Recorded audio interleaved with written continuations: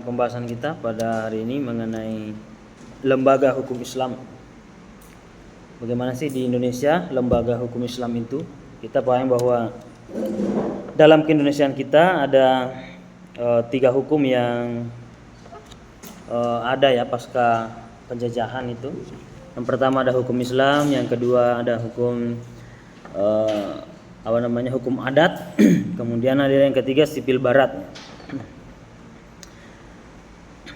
Nah, hukum Islam ada sejak Islam itu masuk ke Indonesia. Jadi hukum Islam itu sudah ada ketika pertama kali Islam masuk ke Indonesia ini, sebelum dijajah oleh Barat.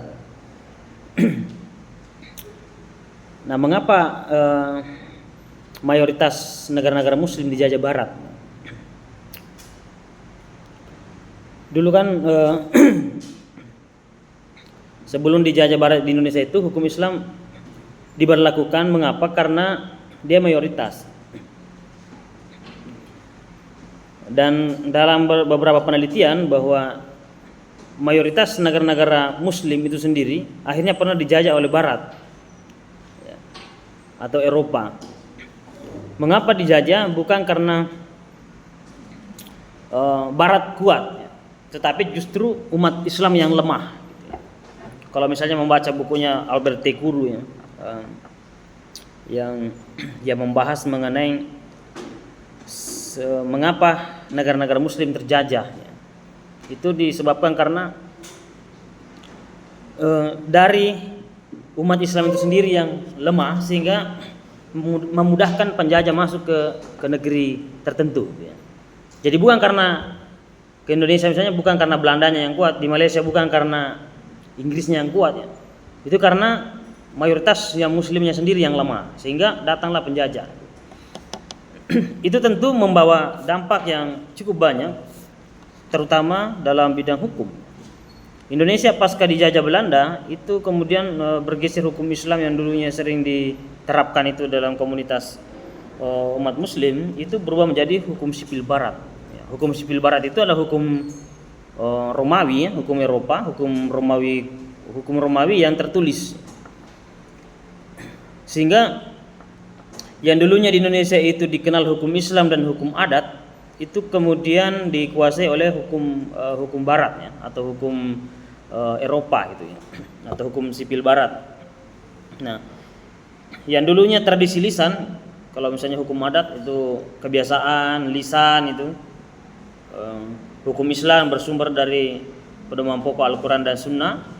Datanglah hukum yang seperti yang kita pakai saat ini ya, berdasarkan Undang-Undang Dasar Negara Republik Indonesia, itu kan adalah produk hukum-hukum sipil Barat yang tertulis.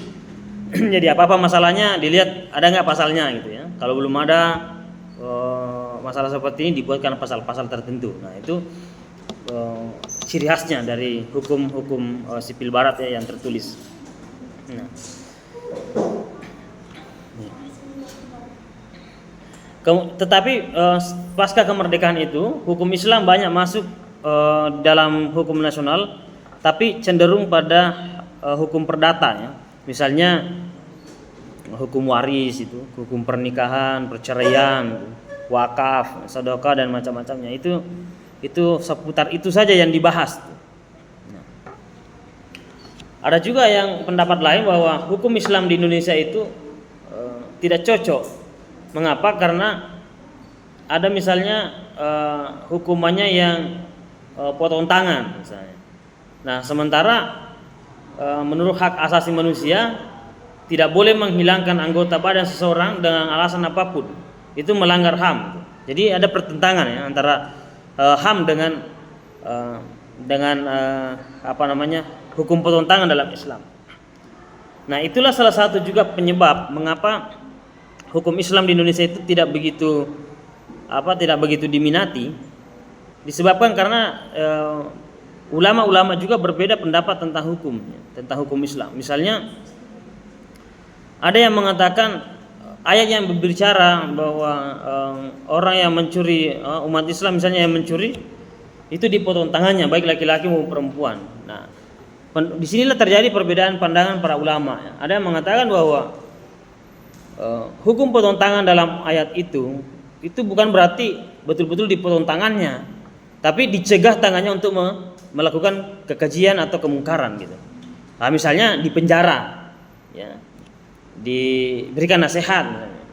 Misalnya orang masuk dalam penjara itu kan tangannya sudah tidak bisa mencuri gitu ya. Jadi ada pemaknaan yang berbeda dari satu ayat ke ayat. Ya. Yang kedua, ada juga pendapat ulama yang mengatakan misalnya Abdullah Said, ya, salah satu pemikir Islam kontemporer dari Australia, meskipun dia dari Arab, kemudian dia menjadi guru besar di Australia, itu guru besar dalam bahasa Arab dalam pemikiran Islam.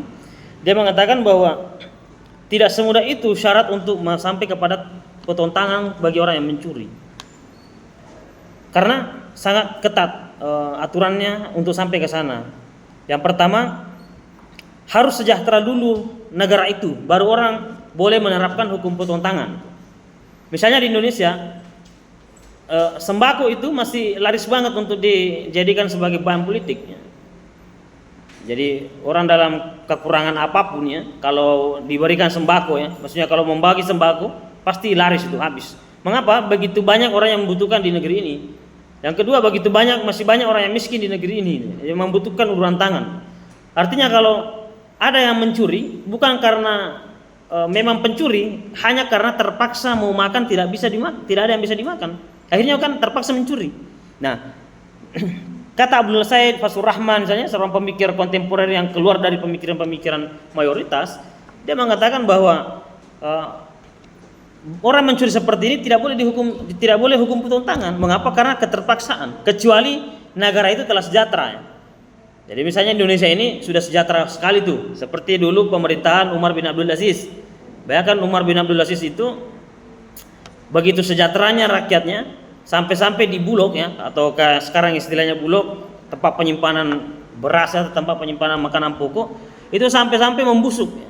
Mengapa? Karena sudah dibagi oleh para petugas, tidak ada yang mau menerima. Mengapa? Karena semuanya sudah sejahtera dan tidak termasuk pada golongan yang bisa menerima. Itu. Saya bayangkan ya pemerintahan Umar bin Abdul Aziz, sejahteranya orang. Nah, kata Pak Suraman, kalau kondisi masyarakat suatu negara sudah seperti itu, nah barulah boleh diberlakukan hukum potong tangan.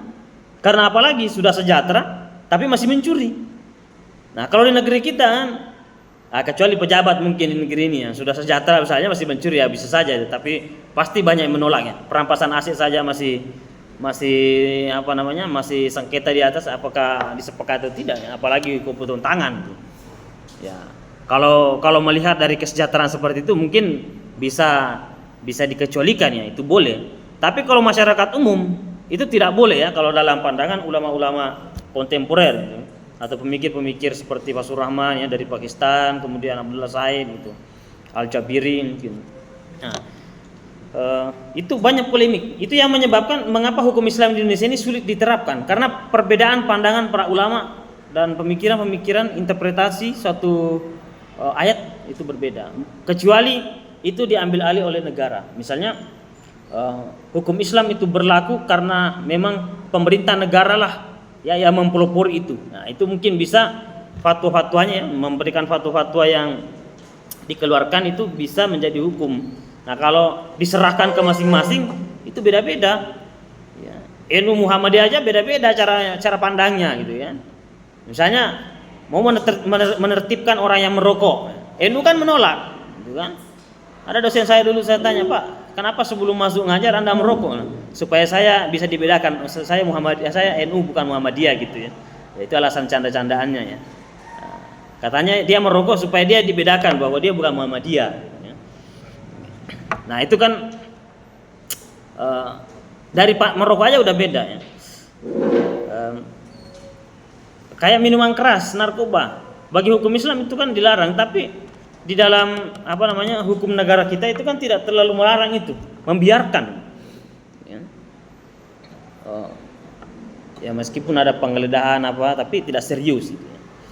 Nah, itu mengapa hukum Islam di negeri seperti Indonesia ini susah diterapkan, karena itu tadi ya, ada beberapa perbedaan pendapat oleh para ulama mengenai satu kasus gitu. Oke, itu baru pertentangan sudah polemiknya, apalagi yang lain-lain ya, misalnya pembagian warisan ya. Warisan juga dulu dalam Al-Qur'an sendiri cara pembagian warisan itu bagaimana pembagian warisan? Ya. Bagaimana pembagiannya?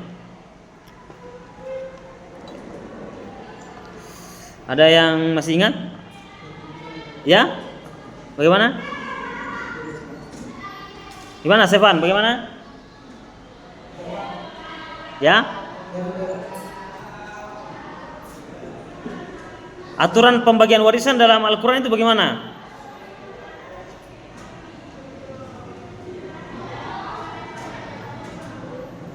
Ya? Ada yang ingin berpendapat?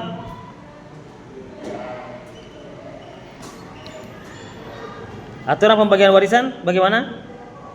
Ada yang ingin, silakan kalau ada yang ingin memberi pendapat.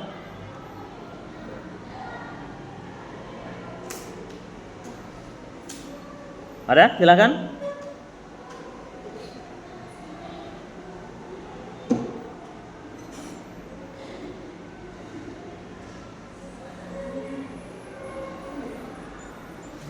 Ada?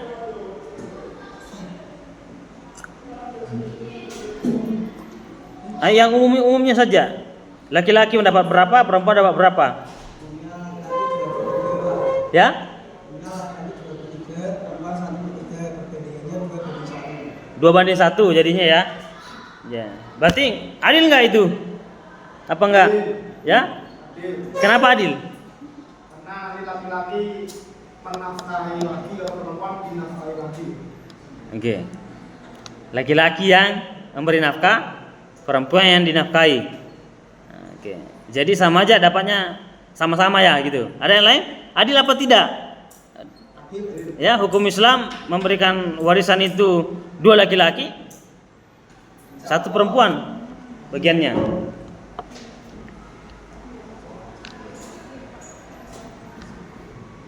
Perempuan menerima?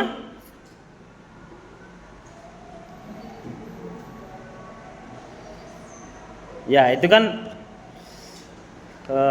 di saat hukum ini, di saat perempuan itu tidak bisa bekerja ya, dalam tinggal diam di rumah. Jadi tentu membaca satu teks seperti ini kita harus melihat konteksnya juga. Ya, kalau membaca misalnya pemikiran-pemikiran Pak Surahman ya, ataukah pemikiran lain seperti yang dari Syria itu bahwa kita harus melihat konteks satu ayat turun atau konteksnya. Konteks itu maksudnya keadaan masyarakat waktu itu. Jadi di masa ayat-ayat ini turun pembagian waris, perempuan itu ya, di masa jahiliyah itu perempuan tidak bisa menerima waris. Bahkan dia diwarisi gitu ya.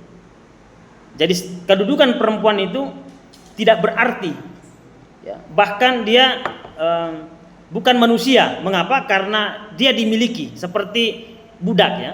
Kalau istilahnya kan kalau dalam Arab itu ya, bahkan dalam Al-Qur'an itu menggambarkan bahwa kejadian-kejadian di masa jahiliyah atau tradisi Arab waktu itu, perempuan itu dimiliki seperti properti.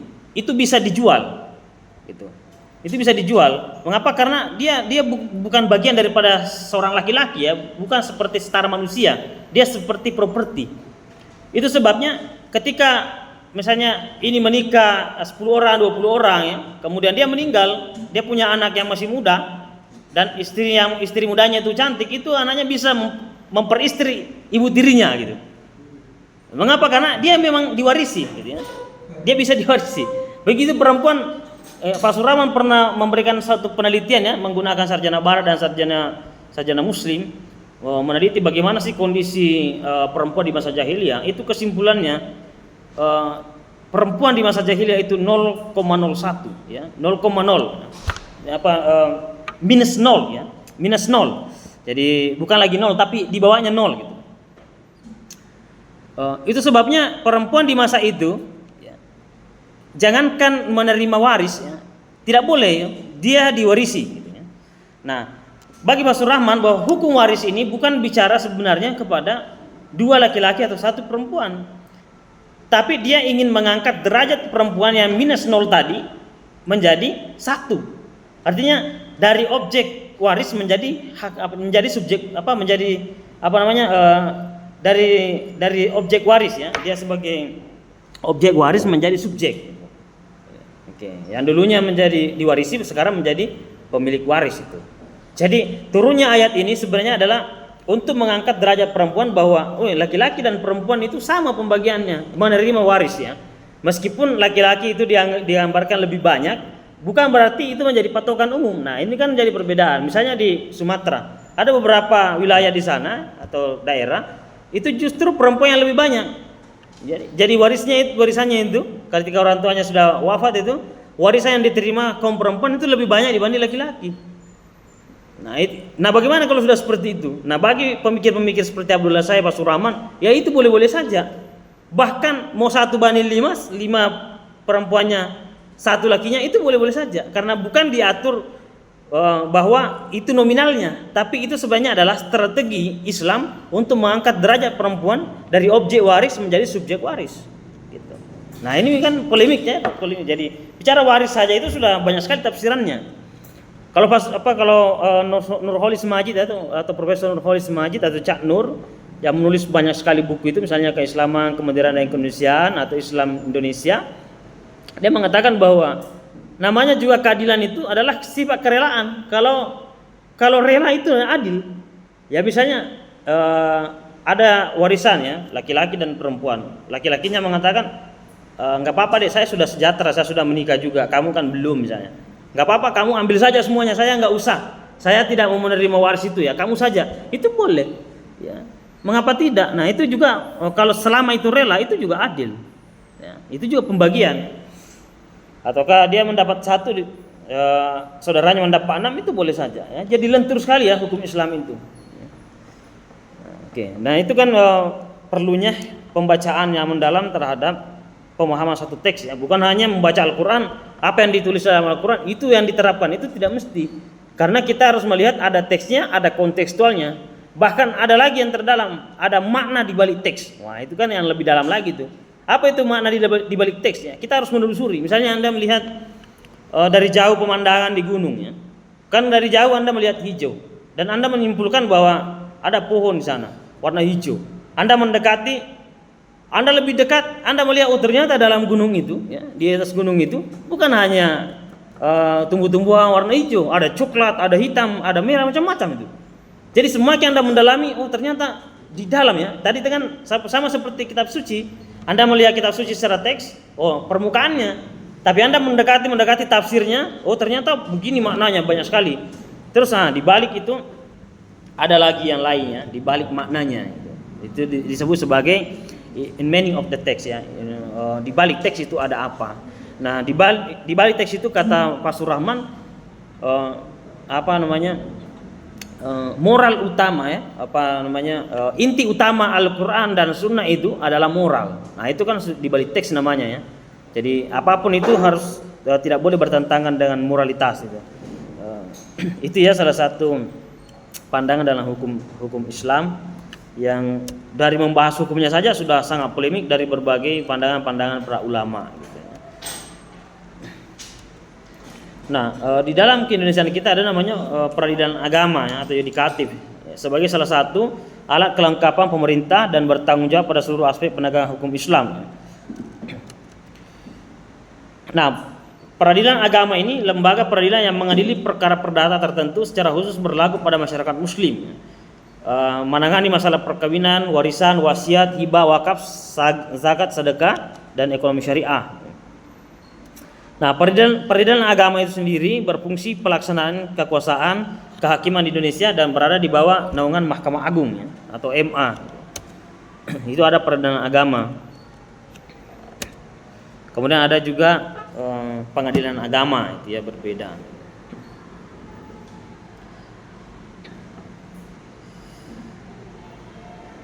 Nah, peradilan agama merupakan institusi negara formal yang memiliki kewenangan dalam menerapkan hukum Islam berkaitan kewarisan ya, perkawinan hanya sebatas itu. Hukum Islam di Indonesia ini belum bisa masuk begitu dalam terhadap hukum perdata ya, hukum pidana ya, baru hukum perdata. belum bisa masuk ke ranah hukum pidana ya. Meskipun banyak hukum-hukum Islam juga masuk dalam hukum pidana, tapi hanya sebagian kecil.